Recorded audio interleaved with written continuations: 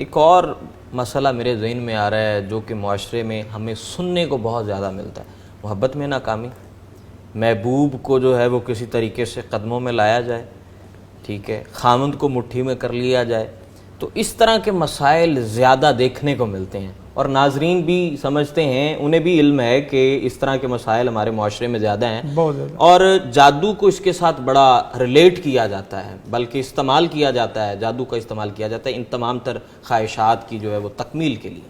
تو کیا سمجھتے ہیں آپ کے تک اس طرح کے مسائل زیادہ آتے ہیں؟ دیکھیں ارسلان بھائی، مسائل ہر بندے کے مختلف ہے۔ کسی آدمی کا یہ مسئلہ ہے کہ وہ محبوب کو قدموں میں لانا چاہتا ہے، اور دوسرے آدمی کا مسئلہ یہ ہے کہ وہ کہتا ہے کہ تو کہے تو آسمان سے تارے بھی توڑ لائے ہم، یعنی دونوں طرف سے یہ مسائل ہے، دونوں طرف سے مسائل ہے۔ اگر تو واقعتاً کسی آدمی کا اچھا تعلق ہے اور اسی طرح وہ دینی اعتبار سے اس کو شادی میں بدلنا چاہتا ہے تو اس میں تو کوئی حرج نہیں ہے، شریعت اس کی اجازت بھی دیتی ہے، لیکن اس میں بدا اور برا اور ناجائز طریقہ نہ استعمال کیا جائے۔ جائز طریقہ کیا ہے؟ اس میں آدمی 2 رکعت نماز پڑھ کے استخارہ کر لے، اور استخارے کی دعا پڑھ کے اللہم انی استخیرک بعلمک واستقدرک بقدرتک، تو اس دعا کی برکت سے یہ شادی والا معاملہ ہو جائے گا۔ لیکن ایک معاملہ یہ ہے کہ شادی تو ہو گئی ہے لیکن شادی اب چل نہیں رہی، میاں بیوی کے مسائل ہے۔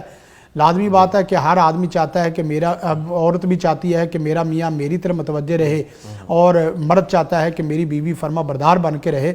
تو ان دونوں کو سب سے ایک اچھا نسخہ یہ ہے، جو اللہ کا ہو جاتا ہے نا، اللہ اس کو دوسروں کو اس کا بنا دیتا ہے۔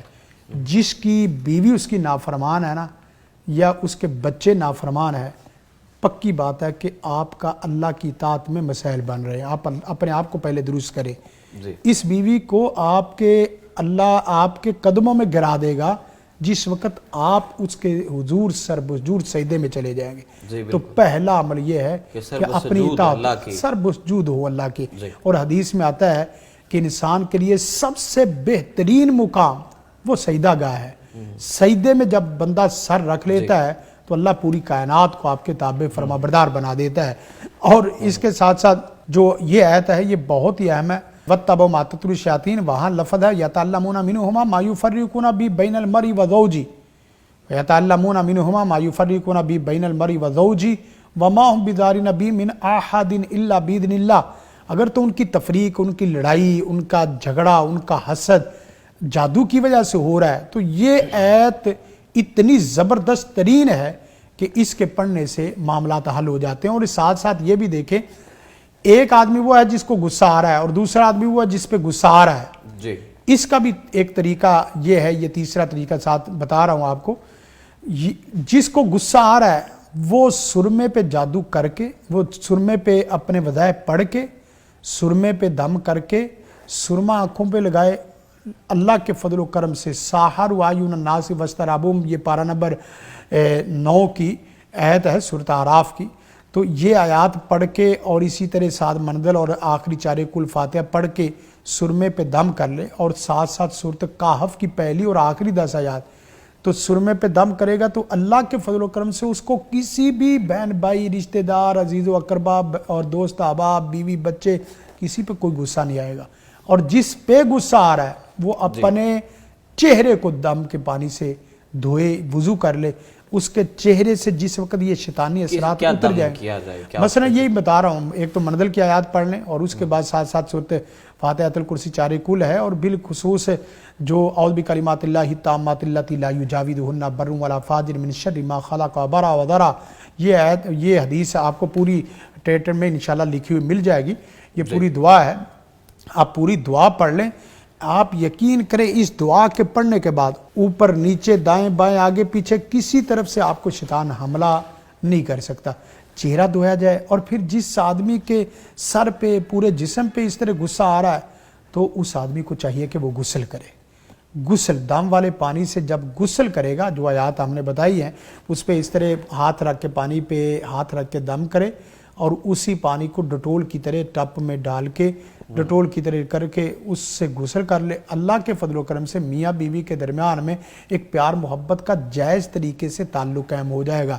اور جو محبوب آپ قدموں میں لانا چاہتے ہیں نا تو محبوب تو قدموں میں نہیں جائے گا لیکن آپ کسی کے قدموں میں چلے جائیں گے، ضرور چلے تو جائیں گے جی قدموں اس میں آپ کی ذلت بھی ہے اور آپ کی تذلیل بھی ہے اور ساتھ ساتھ شریعت سے مذاق بھی ہے۔ آپ عاملوں کے پاس نہ جائیں، یقین کریں یہ لوگ تو آپ کے پیسوں سے، آپ کی عزت سے، آپ کے اخلاق اور آپ کے دین سے کھلواڑ کرنے والے لوگ ہیں، آپ کی عزتوں کو تار تار کرنے والے لوگ ہیں۔ ان لوگوں کو خود اخلاقیات کی بنیادوں کا نہیں پتا، ان کو دین کا نہیں پتا، آپ کے وہ کیسے محبوب آپ کے قدموں میں لائے گا۔ اور جس وقت کوئی ماں بہن بیٹی اس طرح کرتی ہے، ہمارے سامنے کئی کیس ایسے ہوتے ہیں کہ وہ بیچاری عورت اپنے میاں کی محبت کے لیے کسی عامل کے پاس گئی، عامل اس آدمی کا سر جکڑ دیتا ہے، دل اس کا باندھ دیتا ہے۔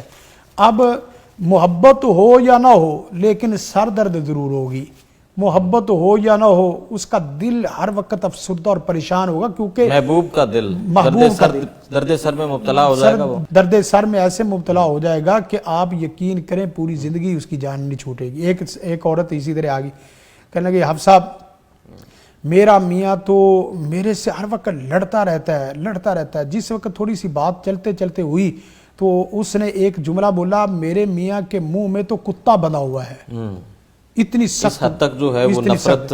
تو اس کو اشارتاً ہم نے کہا کہ دیکھیں بات سنیں، وہ کتا جو اس کے منہ میں بندھا ہے وہ کتا کسی اور نے نہیں، تو نے نہیں بندھوایا۔ اب یکدم اس طرح کہنے لگی کہ نہیں تو آپ نے تعویذ نہیں اس کو کروائے، وہ کتا کسی کا لایا ہوا نہیں ہے، وہ کتا آپ کا ہی چھوڑا ہوا ہے۔ آپ اللہ سے توبہ کریں اور جو تعویذ اس کو پلاتی رہی ہو اور جو دم کر کے ان کے چیزیں کھلاتی رہی ہو اس سے محبوب قدموں میں تو نہیں آیا، محبوب گالی پہ ضرور آ گیا ہے اور محبوب جوتوں پہ بھی آئے گا، محبوب پوری حتیٰ کہ ایسی کنڈیشن میں بھی آ جائے گا کہ آپ کو بند کمرے میں بہو بنانا شروع کر دے گا مار مار کے۔ اس کی وجہ یہ کہ درد سر میں مبتلا ہے، پورا دل اس کا حلقوم کی طرف آتا ہے۔ ناظرین آپ ایسے لوگوں سے اجتناب کریں، قرآن و سنت کی طرف آئیں، اللہ کی طرف رجوع کریں۔ اللہ کہتا ہے جو میرا بن جاتا ہے میں پوری کائنات کو اس کا محبوب بنا دیتا ہوں، ہر آدمی کے دل میں اس کی محبت کو میں قرآن کی طرح نازل کر دیتا ہوں۔ یہ صورتحال ہوتی ہے۔ اب دیکھیں کتنے نیک لوگ، ان کو نہ میں آپ مجلس نہیں کرنے والے نہ جانتے ہیں، لیکن لوگ ان کے اوپر قربان جاتے ہیں، محبت کرتے ہیں۔